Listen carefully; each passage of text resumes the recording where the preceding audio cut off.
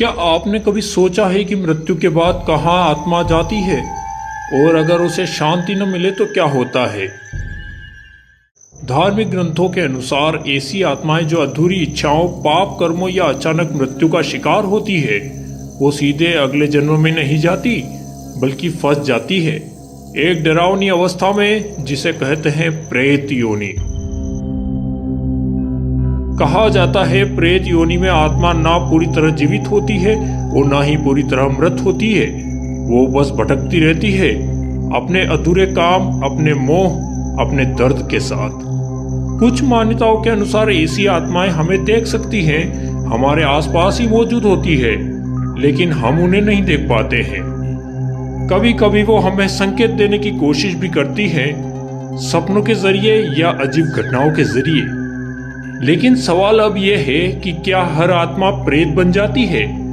प्रेत योनि उस अवस्था को कहते हैं जब मृत्यु के बाद आत्मा को शांति नहीं मिलती, वह शरीर छोड़कर भी अगले जन्म में नहीं जा पाती, इसी बीच भटकती अवस्था माना जाता है। अगला सवाल, क्या कारण आत्मा प्रेत बन जाती है? अचानक मृत्यु, अधूरी इच्छाएं या पाप कर्म इसका कारण माने जाते हैं। जिनका अंतिम संस्कार सही से नहीं होता है वही प्रेत बन जाते हैं, अधिक मोह आसक्ति की वजह से। अगला सवाल, क्या मृत्यु के बाद हर व्यक्ति प्रेत बन जाता है? नहीं, हर कोई प्रेत नहीं बनता। जो अच्छे कर्म और शांति से मृत्यु पाते हैं उन्हें प्रेत योनि नहीं मिलती। यह केवल विशेष परिस्थितियों में ही होता है। अगला सवाल, प्रेत योनि कितने समय तक रहती है?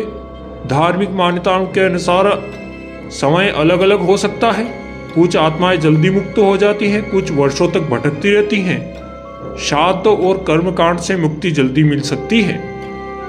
अगला सवाल, क्या प्रेत इंसानों को देख सकते हैं?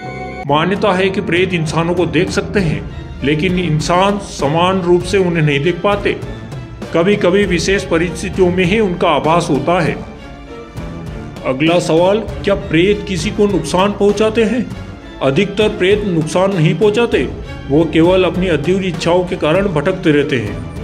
लेकिन नकारात्मक ऊर्जा वाले प्रेत डर या परेशानी दे सकते हैं।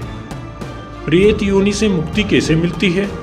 श्राद्ध, पिंडदान और पूजा पाठ से मुक्ति संभव मानी जाती है।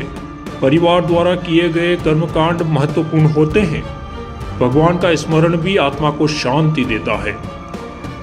अगला सवाल, क्या प्रेत किसी जगह से बंधे रहते हैं? हाँ, कई बार प्रेत उसी जगह के आसपास रहते हैं जहां उनकी मृत्यु हुई होती है या जहां उनकी कोई खास चीज या किसी चीज से लगाव हो। इसे स्थान से जुड़ी आत्मा कहा जाता है। क्या प्रेत सपनों में आते हैं? धार्मिक मान्यता है कि प्रेत सपनों के माध्यम से संकेत दे सकते हैं।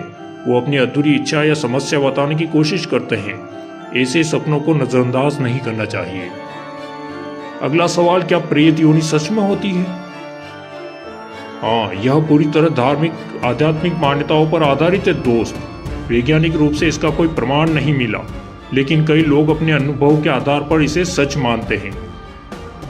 लेकिन क्या ये सब मान्यताएं हैं या सच में हमारे आसपास कुछ ऐसा होता है जिसे हम देख नहीं सकते? आप क्या मानते हैं नीचे कमेंट में जरूर बताएं।